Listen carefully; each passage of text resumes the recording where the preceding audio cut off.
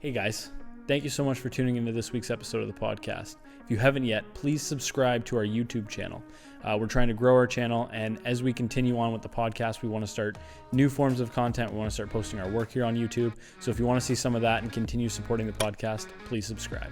Enjoy the episode. All right. Hello, everybody, and welcome back to another episode of the Exordia Creative podcast. Today's a special episode. We took some Q&A questions over the last week, and we're going to be answering some Q&A. We're supposed to be last week. Yes, but we totally forgot. Yeah, we dropped the ball. So gave us more time to get a few. So yeah. Shout out to everybody who dropped one. Yeah, we're gonna leave them anonymous, just cause. Yeah, cause why not? Mm-hmm. Yeah. How's your Somebody weekend? has to be a guest. Yeah. How was your weekend? It was pretty good. We checked out what's it called, Barnetti's. Yeah, we did. New arcade in Chatham. Yep. It was pretty fun. What'd you think? I thought it was fun. $20 all you can play Yeah. on a Saturday night. They have Yeah. drinks there, which is fun. And I don't think I would go like every weekend by any means, but every couple months if you want to go rip some games, I think it's a good time. I played a little bit of each. Yeah. Ran all around. So it was good. Definitely. It's good. You beat the high score on Pac-Man. Yeah, I was pretty proud of that. I wonder how many people played it. Yeah, I don't know. There was definitely some people there who like you could tell the 80s was their favorite decade. Definitely. Just based on like how they dressed for the occasion, and yeah, it was kind of cool seeing people in their element. Yeah, it was actually my first time trying Red Barn beer too. They had Red Barn there. It was really good. It was really good. Mm-hmm. Nice and crisp. So shout out to them. They're expanding and getting into a bunch of restaurants and bars and whatnot. How many breweries do we have locally? Is it 3? 3 officially, and then there's Sodbuster, but I don't know if what's Sodbuster? Sodbuster's Sodbuster's another brewery, and I don't know if they're in LCBO or if they're in any stores or anything. But yeah, I've tried their beer. They've been at festivals and things like that with cans. You can go to their store and buy it? I don't know if they have a store. How do you get it? They've only been at festivals to my knowledge. So like Festival of Nations, Retrofest, stuff like that. They've had a tent set up. Cool. Yeah. So that's cool. Yeah, Barnetti's was fun. Yeah. If you haven't checked it out and you're into retro and having a good time on a Saturday, do it up. There's Dance Dance Revolution. Yeah, I couldn't figure it out for the life of me. Couldn't figure it out for the life of me. So, have you ever seen people who are really into that game go? I'm sure I've come across a YouTube video or something. Man, it's insane. Yeah. Yeah. Good exercise, I guess. It is. I think some people use it for exercise. Yeah. So get a home set up. Yeah. Anyway, should we hit some Q&A? I guess we'll just hit the Q&A. Yeah, let's do it. So shuffle them up. I don't know which one you want to start with. I don't know. Probably do them in order so we don't forget any. Yeah. Okay. We'll keep them anonymous. Start with this one here. Okay. So the first question, and thanks again for the questions, guys. Yeah. Were there times that you guys had doubts that Exordia Creative would survive, both in the beginning and the pandemic? If so, in those times, what kept you guys motivated and determined to make it work? Yeah. So we had a very misleading start to our business because probably within the first 2 days of doing cold calling and showing up to businesses uninvited, we got a customer and we were pumped and we were like, wow, that was so easy. Mm-hmm. So we were running off that high for a while. Yeah. And like, think about how damaging that is to your ego, honestly. Yeah. To just try and then instantly get a customer. At the time we were pumped. Yeah. But the day after that, we didn't get a customer. And then the week after that, we didn't get another customer. Then the month after that, we didn't get another customer. And it was great to have somebody on retainer. Shout out Maple City Bakery, our first ever customer. But it was just a really misleading start to how difficult things were going to be. Yeah. So we kind of peaked really early on. And then the first year in business, like the first whole 12 months, was really tough. Yeah. We had project work here and there. Most of it was unpaid. Right. We did a lot of volunteer work to build out our portfolio. Work. Yeah, for sure. Because, if you're not really validated at what you do, and we were a lot younger then, like people tell us that we look young now. So you could imagine 4 years ago, that definitely didn't work in our favor. Mm-hmm. But yeah, that was what we did to get our name out there. Offered to do like free content creation, free consultation, just any way we could help to build up a portfolio. Yeah. So when it comes time to ask to do paid work, you have something to show. Yeah. So I think that's a good strategy. But it wasn't easy because, we got that first kind of validation instantly. And we're like, oh my God, this is going to be so simple. And then the next year really proved that was kind of like a one-off, and that really wasn't the case. We really had to work for our next business. Yeah. That was a very dark time. I remember having several conversations with you. And for those that don't know, we actually didn't start Exordia in Chatham. We weren't going to start out in Chatham. Right. We did technically start in Chatham, I guess, because the first couple of days we went pitching, we went to Maple City Bakery. We had intentions of starting in Chatham. Jared and I were both still in school when we started this. And so I went to school in Hamilton at McMaster, and you went to Mississauga U of T campus. And I remember that year after the summer of getting them, we got them in May of that year. And that entire summer we were trying here. We both had to go back to school. And so I remember that was the summer we both upgraded our laptops. We're like, okay, this is it. Like, let's get some workhorses and stuff. And we go back and we just tried that entire year balancing school with the business. And I remember I checked out of school once I came back. I was like, okay, I don't really care. Like, I need to figure out a way to do this. I think you had like one course left at that time. Yeah, it wasn't a whole lot. I didn't have a full course load. I think it was like 3 courses each semester or something. But okay. Went back, and it was like I could go back in my email and look. And this was at a time I remember when all we wanted was emails. That's all we wish we could ever have. Just that empty inbox. Yeah, I sent probably close to 500 cold emails, and I received a handful of answers. Yeah. And so yeah, was there times where you're thinking, oh, maybe I should give up? Yeah, there were several times, and Jared and I had some really serious conversations over that year. Oh man, we're like, man, yeah. I don't know.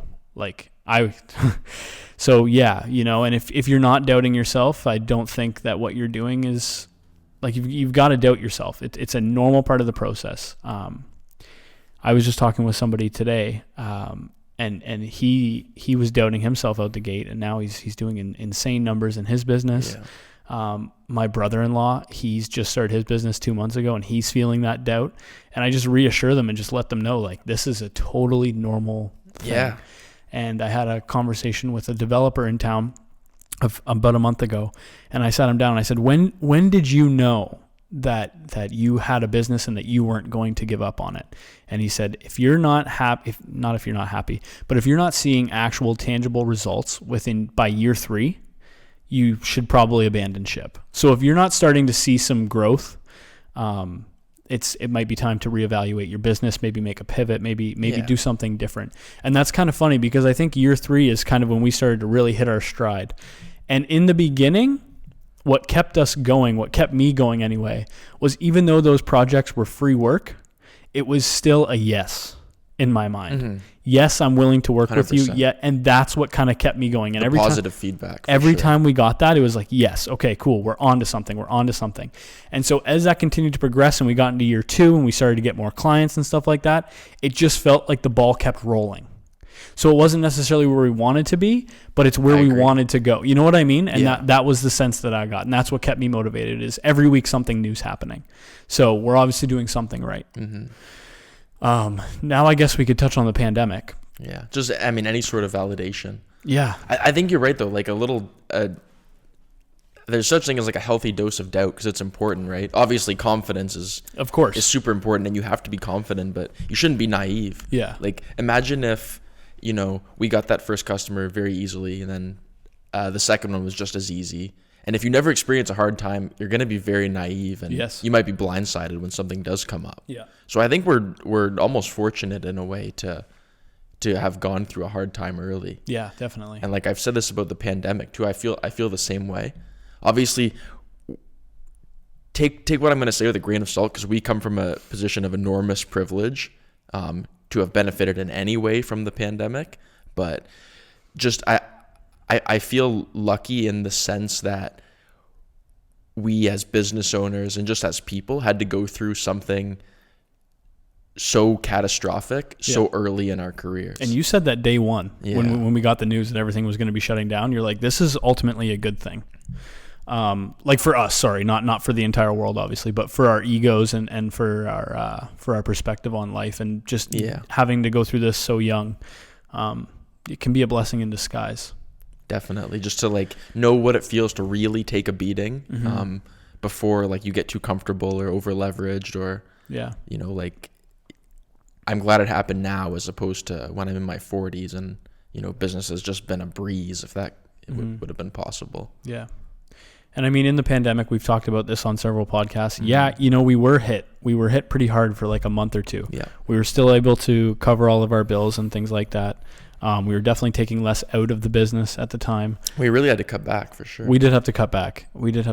On some stuff. But I think what helped us get through that first wave of the pandemic, obviously it's not over, but what helped us get through that stage was like I said, the ball is still rolling. There's still people coming in, and I just remembered the past, and I'm like, I'm not going back here. So what can we do in order to stay out of that position again? And that's, I think that first year of business was harder than the pandemic's been for us. Absolutely. And with that being said, again, like, take our perspective with a grain of salt, because we're a digital business and we benefit from businesses transitioning into the digital space. Yeah. So the pandemic is, again, advantageous to us. Like, don't feel discouraged if you're in a different industry like hospitality or restaurant or something. Yeah. Because you're in a totally different situation from us and you're not going to benefit the same way. Mm-hmm. So we do have it easy in a lot of ways. We do. And I think it's important that we remember that. Yeah. But what you said about year 3, I think there's nothing particular about year 3.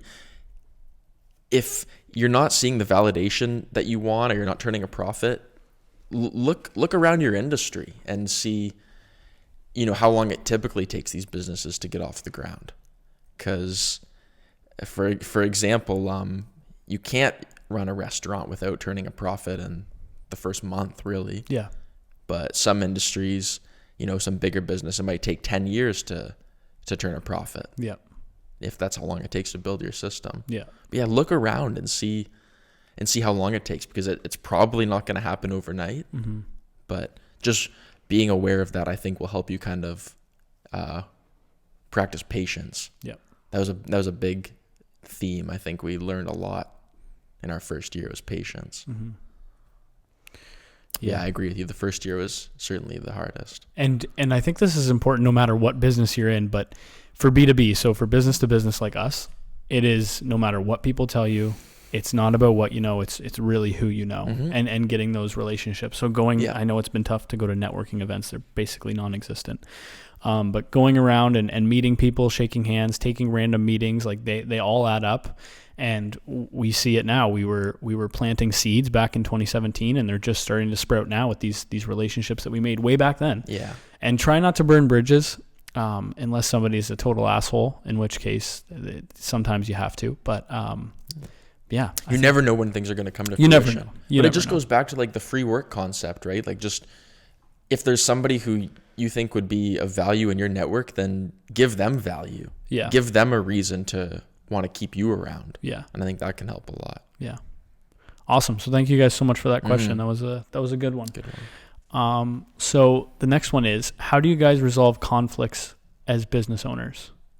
So I think this could be put in 2 different ways. So like conflicts necessarily within our business, or conflicts between Jared and I. Yeah. So I think we can just kind of answer both. Okay. With both, this is a cliche, but like communication is key, mm-hmm. obviously. So the more frequently you communicate, I think the less likely stuff like this is to come up.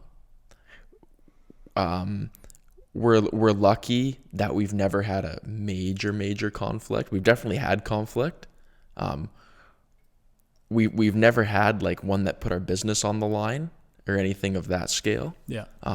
But I think just, making sure you're both on the same page, and, we're a general partnership. If you're incorporated, I think you have to be a little more conscious about how you structure the business and the kind of power and rules and ownership that people have.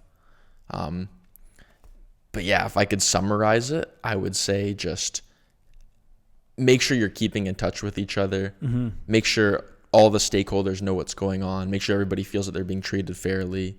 Yep. And stuff like that. Yeah. What do you think about just just touching on how far we've come as far as communication goes. I remember back in year 1 when we were still trying to find customer number 2, our communication, honestly, like we talked here and there just because there wasn't as much going on.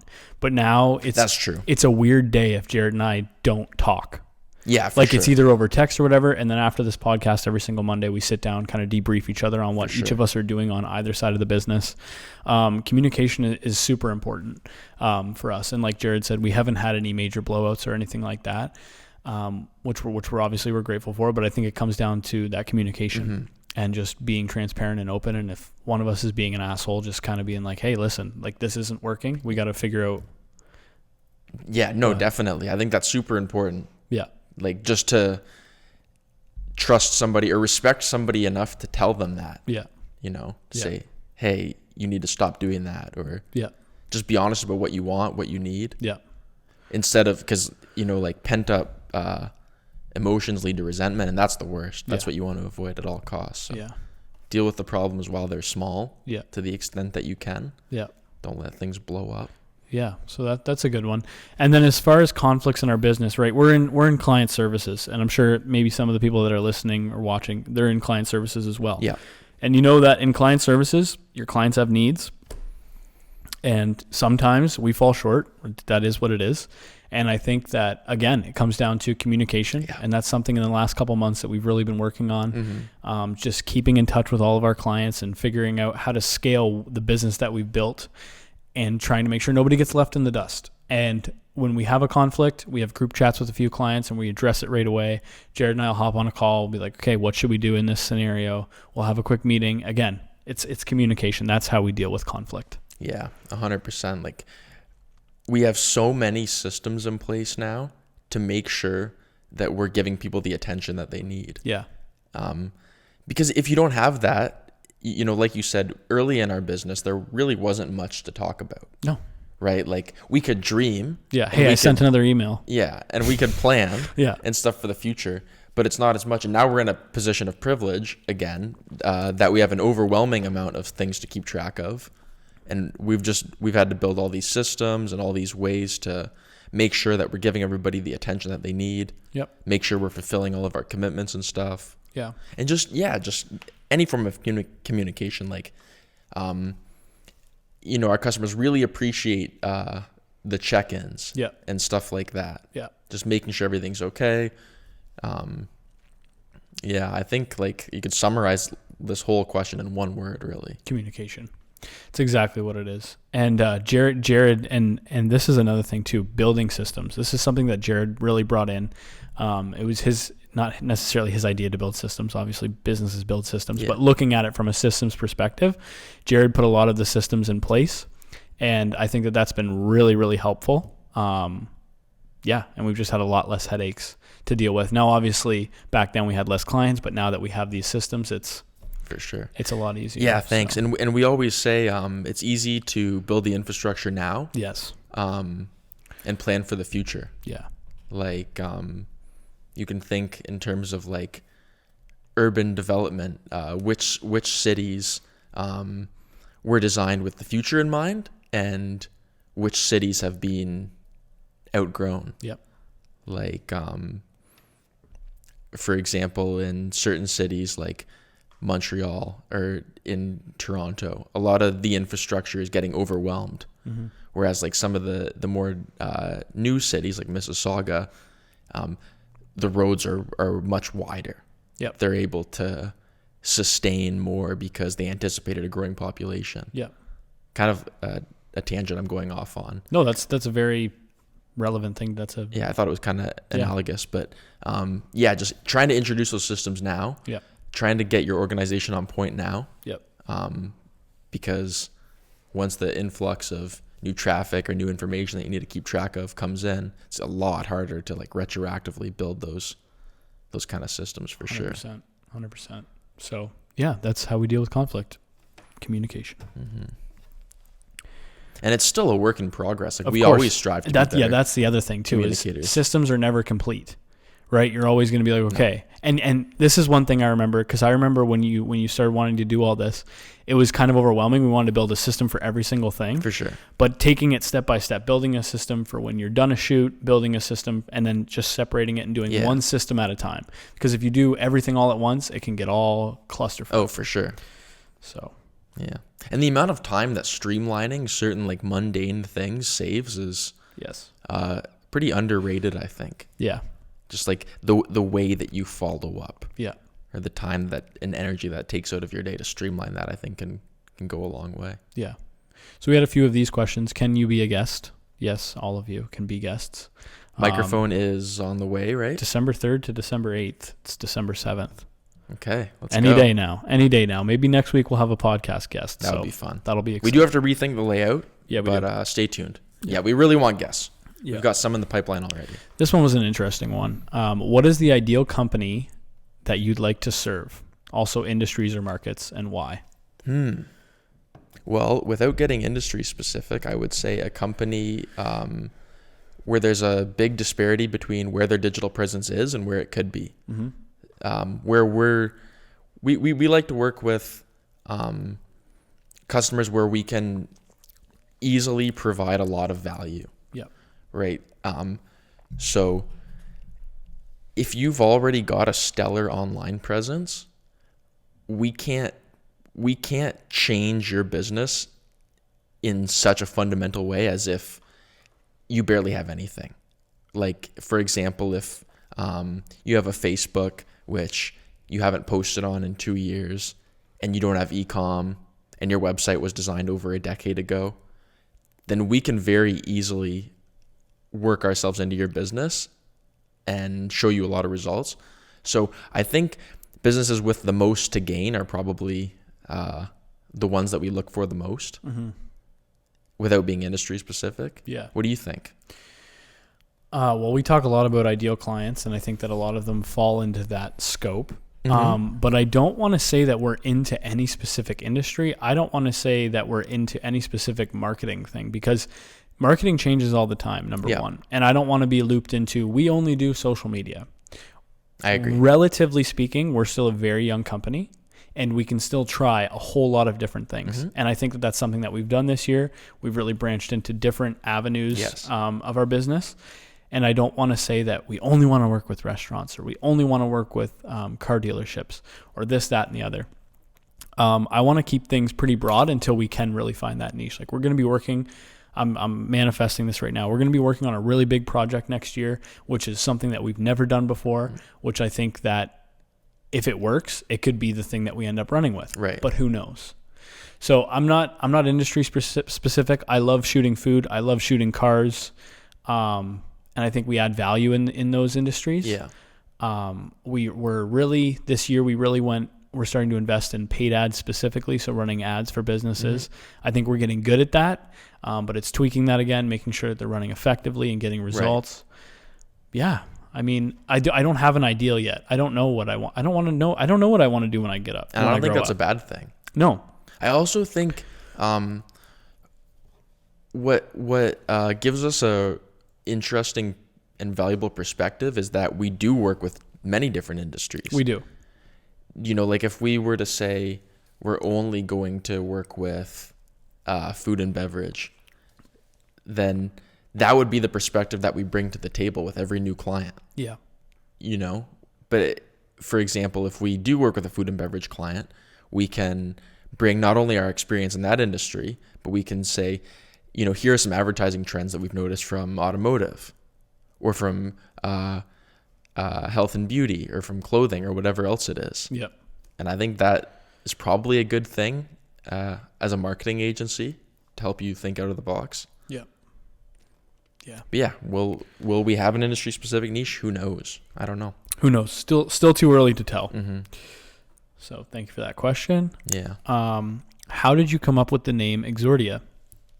This is a pain point, man, because not a lot of people pronounce our name correctly. Yeah. And it's still annoying, and sometimes it hurts my ego a little bit. But yeah, how do we come up with the name? Well, I agree. Let me preface by saying I don't necessarily love our name. It's kind of difficult because in 4 years, we're just starting to build brand recognition because it doesn't happen overnight. So would it be fun and exciting to rebrand? Probably. But it would be like starting from scratch in a lot of ways. So, it's not so easy because we have to keep that in mind. But where the name comes from is, I believe it's a Latin word called exordium, like Exordia, but with a U-M instead of an A. Yeah. And it means beginning or refresh. So we kind of thought it would be like representative of like a new beginning or a fresh start or something. And we thought Exordia sounded a little better than Exordium. It's great for SEO, but very proprietary, so we weren't really competing with many other companies that use it. Yeah. There are a tiny handful, like internationally, that do, but very little. We messaged them though. They gave us the green light. Yeah, that was a fun day. And I remember we didn't spend a whole lot of time on the name. No. We didn't. And I think still, even if we do end up doing a rebrand down the road or we want to change our name or whatever, I don't think that you should obsess over the name of your company. Because in the beginning, nobody cares about the name of your company. They're buying into you. And for sure. And I don't mean to compare us to Fortune 500 companies, but what the hell is Google? Right. What is Apple? Why was Apple a good, you know what I mean? And what about Nike? Like all these made up, not necessarily made up, but all these words, they just mean what they mean. Those, I kind of disagree. Those names have a lot of thought that go into them. Like I think Nike is a Greek god. Okay. Apple's really cool because it represents like Newton's breakthrough when the apple. But fell I'm on saying his to the average person though, like what does it mean? For sure. In the beginning. Yeah. I mean, whether or not you know like those deep connotations, Apple's really good. It starts with the first letter of the alphabet. So in terms of rankings, it's nice. It's short. It's fresh. Yeah. I don't know. It's cool. Acura. I read something interesting about the thought that went into the name Acura because it's a Japanese company. It's owned by Honda. And it does have a Japanese sound, but it also has like a connotation of Italian words. It kind of has that like flair to it. So it could kind of be pleasing to both markets. Yeah. And they did like a lot of R&D to find a name that would be internationally pleasing. Yeah. But yeah, it's tough because if you want to start getting your presence out there, you have to come up with a name before you can do a lot. So you can very easily rush that process. Yeah. How long you should spend on it, I don't know. It's up to you, really. Yeah. Yeah. All right. Next question. Where do you want to be as a business in 5 years? Yeah, going back to the industry question, what's our ideal customer? What's our ideal industry?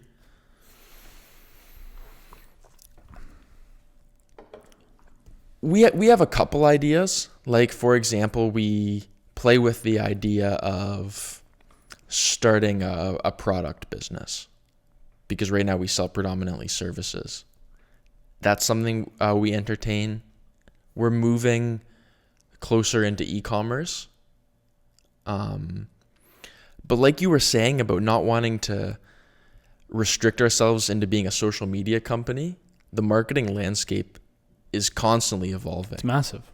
And it's massive. There's so many different avenues you can go down. Right. So if you asked me 5 years ago what our TikTok strategy would have been, I would say, what's that?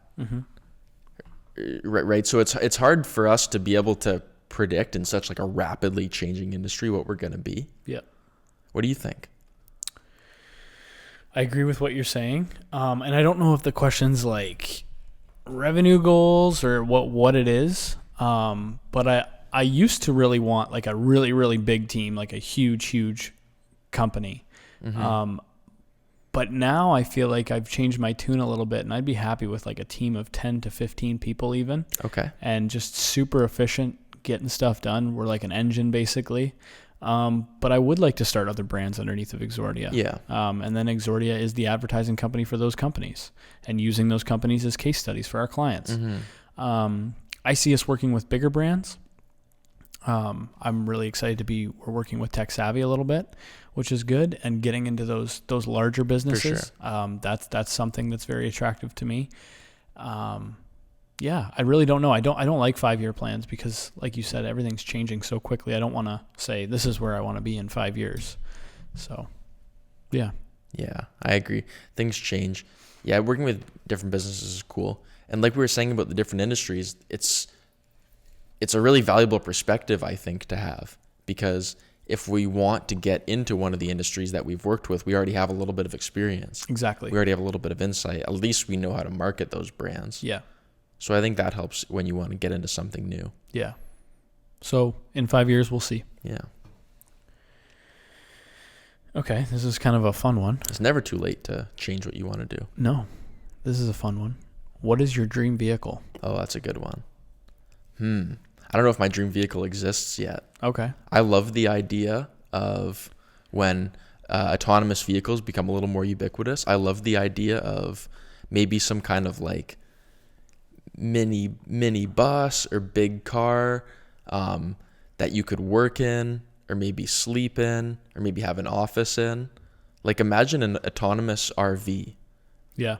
That you could take all that wasted time that you spend driving or traveling and turn that into like productive time, leisure time, get it Wi-Fi connected. Yeah. Like to me, that's just going to be one of the coolest things in our lifetime that I'm really looking forward to. Very cool. Yeah. Yeah. What do you That will think? be cool. I have a few different ones. Okay. Quinton is definitely a car guy. I am. And one day I'm going to have a really, really, really, really sweet car. There's different cars for different things. Valid. Daily driver. I plan on always having a pickup truck for my daily. You're a big advocate of the utility of They're pickup just so trucks. handy, man. For sure. And so I have a little side project going on right now. I don't know if this is with other business owners or other entrepreneurs, but I always look for a deal. Okay. And so I was driving down. Sorry, this is a quick segue. Yeah. I was driving down the road the other day, and I saw this coffee table on the side of the road. And I'm like, oh my gosh, this has real wood. It has a metal frame. Bet you I could slap some paint on this and sell it for $200. Nice. So I put it in the back of my truck. Like it's just something simple. I don't have to think about it. Okay. So I like the utility of pickup trucks. I just think they're handy when you want to have them. Yes, Absolutely. Yeah. everybody and their cousin, you can find somebody that has one. Sure. I just like having them. But you have them. I do. I have a little guy. Anyway, so if I had to pick my dream truck, I would probably go with a Ford Raptor. Okay. Because it's sporty. Like Yeah. it's really fast. The but tuned it's, one, right? Yes, and it's also very it's also still very functional. Okay. So that would be my daily driver, that'd be my truck. My Sunday car, I would love a Porsche. You give me any Porsche, I would man. GT2 RS. Yeah. I mean, even the old ones. Mm-hmm. I love the old ones too, the old Boxsters, 911s. Any of them really. And then I like a sedan as well. Okay. Sedan of some kind. That's I don't know. a shrinking consumer segment. It is. When we look at auto trends. It is. And I know I always make fun of Toyota because of how close their Avalons are to their Lexus ones, and just slap a Lexus badge on it. Yeah. I love Lexus cars. I think they're very nice and they're very reliable. Yeah, dude. I don't know. Yeah. I am a car guy. I used to draw cars when I was a little kid. I still have some of my drawings. That's cool. I've always been really obsessed with cars, and that is, I know it's a very material thing, but I do want some nice vehicles in my life eventually. Yeah, they're fun. They're cool. They're fun. And then Teslas are very cool too. Mm-hmm. That would be a great daily driver in the future. Mm-hmm. Just a nice little plug-in. Yeah. I think speaking of Tesla, they're introducing a smaller car. Yeah. Or maybe similar to like the Model 3 wheelbase. Like a Yaris type shit. I don't know, but around the $25,000 entry price. US. Yeah, versus the Model 3, which is their current most affordable car, which starts at I believe $35,000. Okay. Coming down 10 Gs. Yeah, so that Getting there. represents a pretty lowered barrier to entry. Yeah. So that's really exciting for the market as a whole. Yeah. It's really cool to see that technology kind of trickle down to become more accessible to people. Yeah.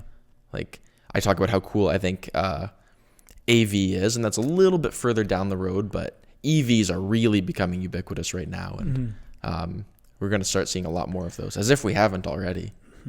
And I think, as a business vehicle, I like your idea. An autonomous motorhome of some kind would be absolutely unreal for business purposes. Sure. Or like an autonomous sprinter. Mm-hmm. I think that would be fantastic as Right. like a business vehicle to get around.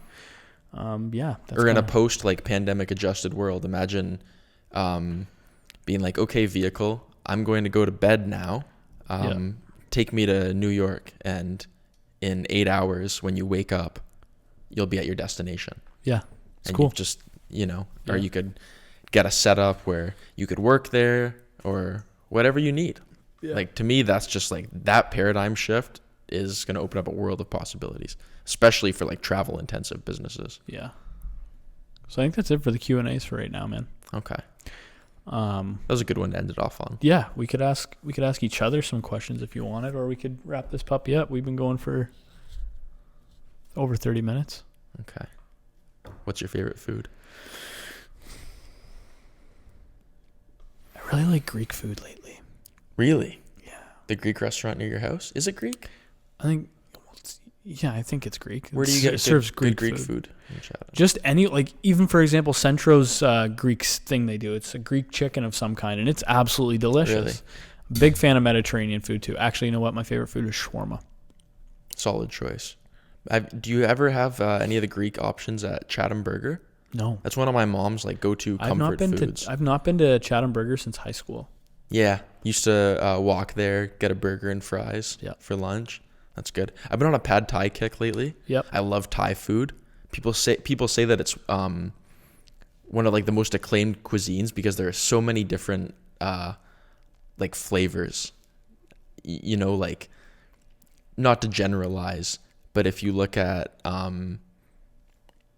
I don't know, I don't want to like knock any food group, but like there's such a diverse use of ingredients in Thai food, which I think is really fun. And like you can have 3 different entrees and they're all completely different. They might not share that many ingredients in common, which is cool. Shout out Bangkok Cafe, one of my favorites in Chatham. Still have to go there. You got to try it. Yeah. There's also rice and noodle as well, which is like Thai fusion, That's Chinese. Good. I've been there. Yeah, Bangkok Cafe is definitely one of my favorites. I like sushi for that too. Okay. Sushi has some different textures depending on what you order and stuff. Sushi's and there are different flavors. Mm-hmm. Sushi's good. Yeah. I've got a question for you. What's up? I'm still trying to form it in my dome here. Give me a sec. Okay.